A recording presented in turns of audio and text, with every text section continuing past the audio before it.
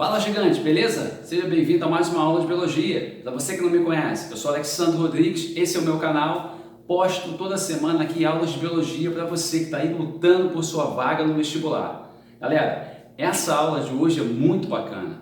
Trata-se de um tema dentro da citologia, isso mesmo, do estudo da célula. Nós vamos falar sobre o transporte via membrana.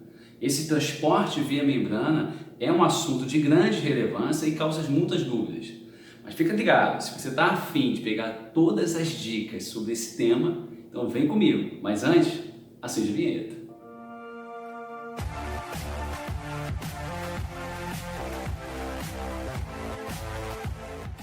Agora sim, vamos lá, vamos seguir em frente aqui, né? Deixa eu te mostrar o quadro, eu já quero te convidar a te dar um print desse quadro, tá? Para você poder guardar e fazer as suas anotações depois, tá? Dá uma olhadinha aqui, ó. Tira um print desse quadro. Fiz esse quadro especialmente pensando em você que está aí do outro lado lutando por essa vaga, tá? Seguinte, ó, transporte via membrana. Galera, osmose é um transporte, difusão é um outro transporte e bomba de sódio e potássio, tá? Todos são transporte. Então você vai gravar aí o seguinte, são 3 tipos de transporte através da membrana, tá ligado? É isso, tá?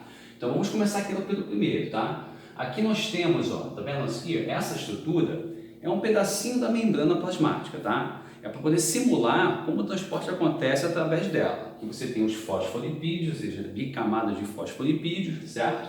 E você vê que a água está passando através dela. Então a primeira coisa que eu quero destacar aqui para você é que a osmose é um transporte de água. Isso mesmo.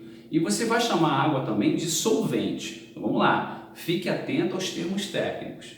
Solvente, estamos falando de água. Soluto, estamos falando de componentes sólidos ou gasosos. Podem ser oxigênio, gás carbônico, glicose, sódio, entre outros. Tudo bem? Então anota isso. Vamos começar aqui pela osmose.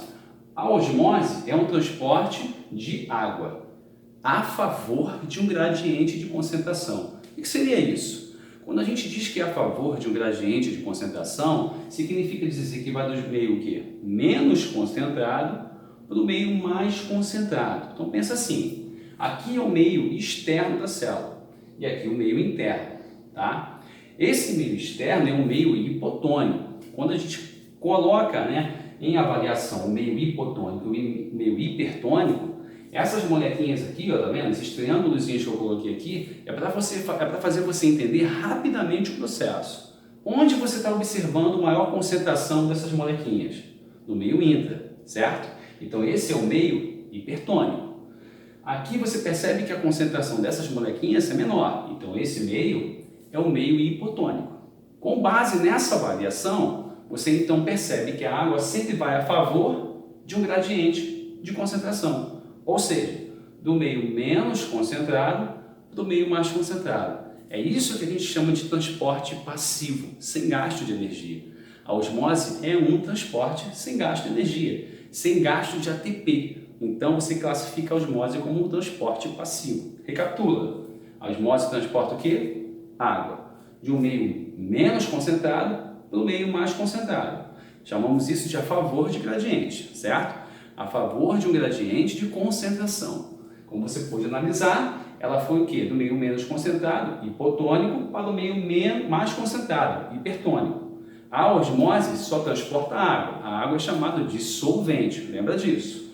Uma coisa que é importante você também saber, tá?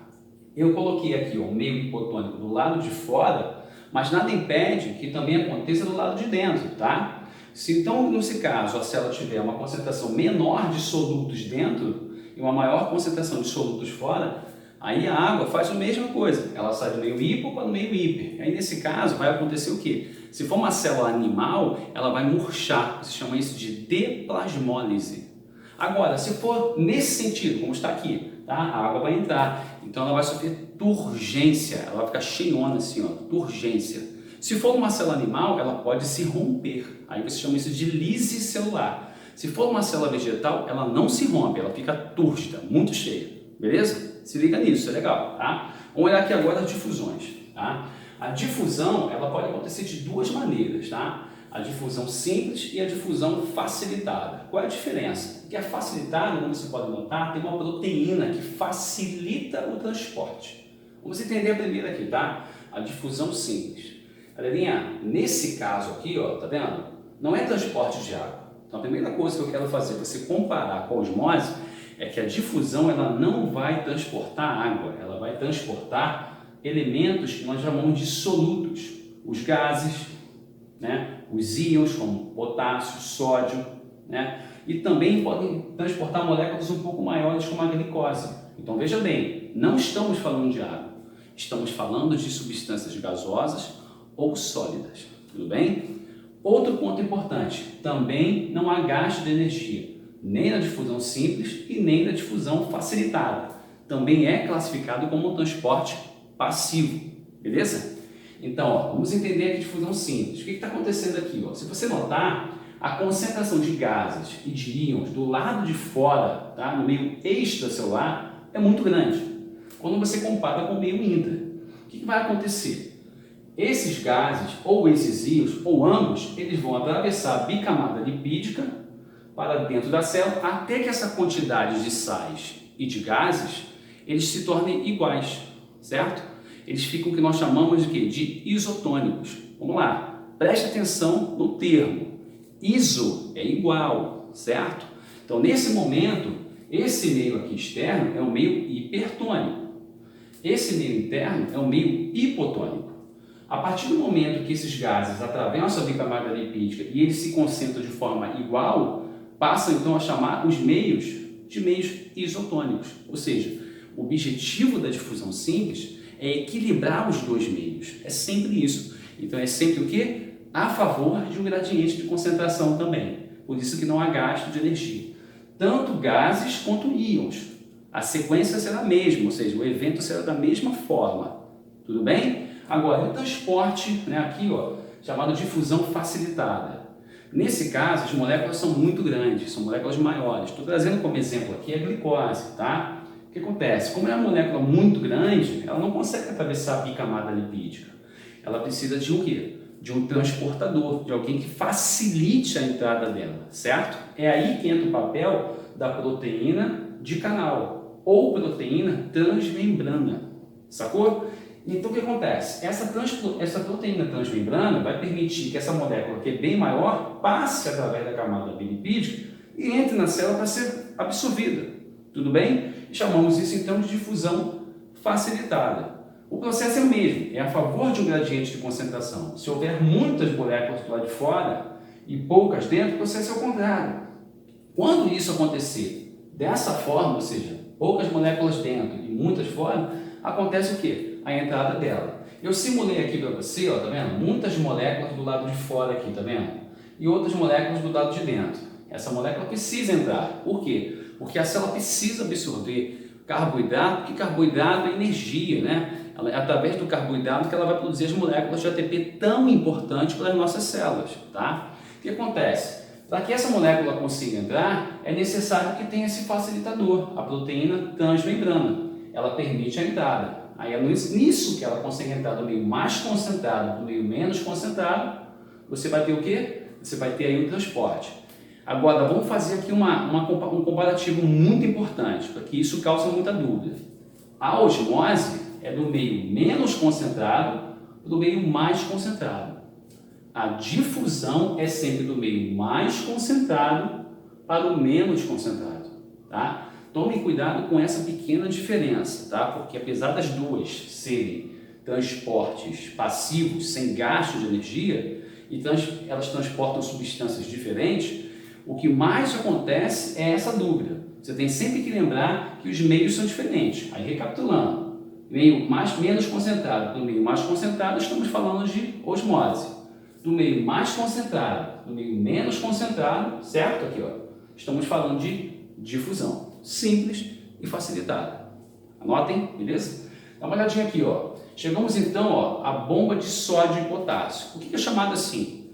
Porque como é uma bomba, né, ela vai transportar o sódio e o potássio contra gradiente de concentração. Senhores, eu estou dizendo contra. Até esse momento aqui, ó, até a difusão, era a favor. Então não gastava energia. Agora que é contra gradiente de concentração, vai gastar ATP, ou seja, a molequinha de ATP lá, ó, ela vai liberar um fosfato toda vez que a bomba de sódio e potássio transportar esses íons, tá? Vamos entender como é que o processo acontece. Vamos entender o desenho primeiro, ó, dá uma olhada. Temos aqui a bicamada lipídica, certo?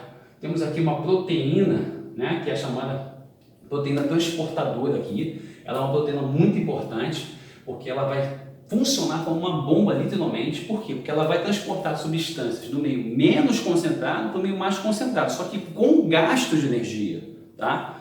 Por quê? Dá uma olhadinha, tem a bicamada, temos aqui a proteína e desse lado aqui, ó, que vamos chamar de meio extracelular, perceba, a concentração de sódio é muito maior do que a concentração de sódio no meio intra, percebeu?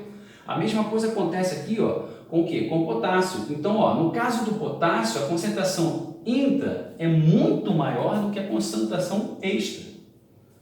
A partir desse momento, essa proteína, ela capta, ó, 2 átomos de potássio e 3 átomos de sódio. E aí ela gira. No que ela gira, olha o que ela faz. Ela transporta 3, eu disse 3, tá?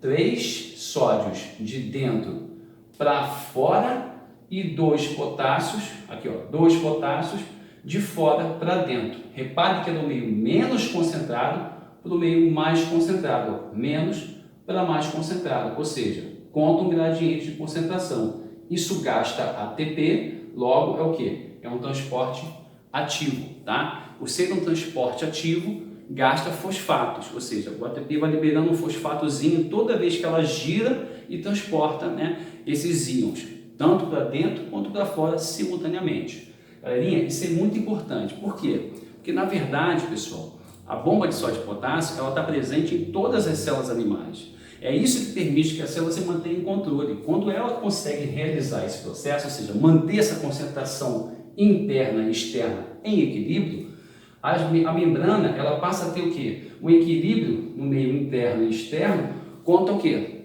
Quanto a sua positividade e sua negatividade, tá? Ou seja, ela consegue manter o campo elétrico aqui organizado, então os impulsos elétricos funcionam melhor, as contrações musculares dos músculos esqueléticos e cardíacos funcionam melhor. Então todas as células animais necessitam obrigatoriamente de ter uma bomba de sódio e potássio, mantendo esses íons em equilíbrio, beleza? Isso é muito importante. Fala galera, beleza? Bom, voltei aqui para te convidar a se inscrever no canal, se você ainda não for inscrito, a compartilhar essa aula com seus amigos, né, que precisam também desse tema e estão estudando assim como você. Me seguir também nas redes sociais, Instagram e Facebook, lá você me encontra como Prof. Alexandre Rodrigues. Não esquece de acionar o sininho para as notificações. Aguardo vocês numa próxima aula. Abraço, valeu!